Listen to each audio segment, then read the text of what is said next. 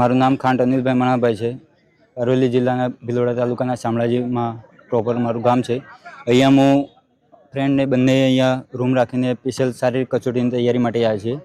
અહીંયા મોડાસા ખાતે આપણે પોલીસ ક્વાર્ટર ખાતે સારું એવું ગ્રાઉન્ડ છે અને સાહેબો દ્વારા સારી ગાઈડલાઇન્સ મળે છે અને શારીરિક કસોટીની તદ્દન મતલબમાં માહિતી મળે છે. પ્લસ શું છે કે રનિંગ પછી પણ ટાઈમિંગ આ રીતે સુધારો કરવાનો છે, આવી રીતે એક્સરસાઇઝ કરવાની છે એની પણ ગાઈડન્સ કરવામાં આવે છે.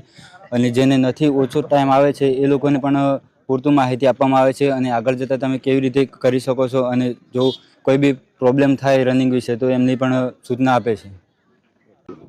મારું નામ પટેલ ચારમી જિગ્નેશભાઈ છે. હું મોડાસાની વતની છું. મેં આ વર્ષે પોલીસ કોન્સ્ટેબલમાં ફોર્મ ભર્યું છે.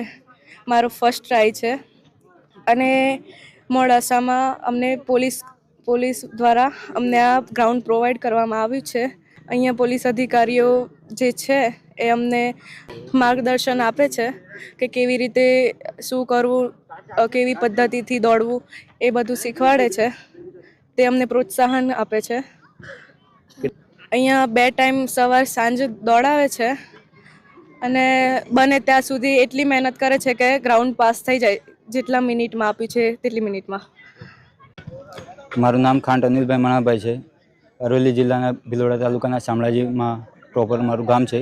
અહીંયા હું ફ્રેન્ડને બંને અહીંયા રૂમ રાખીને સ્પેશિયલ શારીરિક કસોટીની તૈયારી માટે આવ્યા છીએ. અહીંયા મોડાસા ખાતે આપણે પોલીસ ક્વાર્ટર ખાતે સારું એવું ગ્રાઉન્ડ છે અને સાહેબો દ્વારા સારી ગાઈડલાઇન્સ મળે છે અને શારીરિક કસોટીની તદ્દન મતલબમાં માહિતી મળે છે.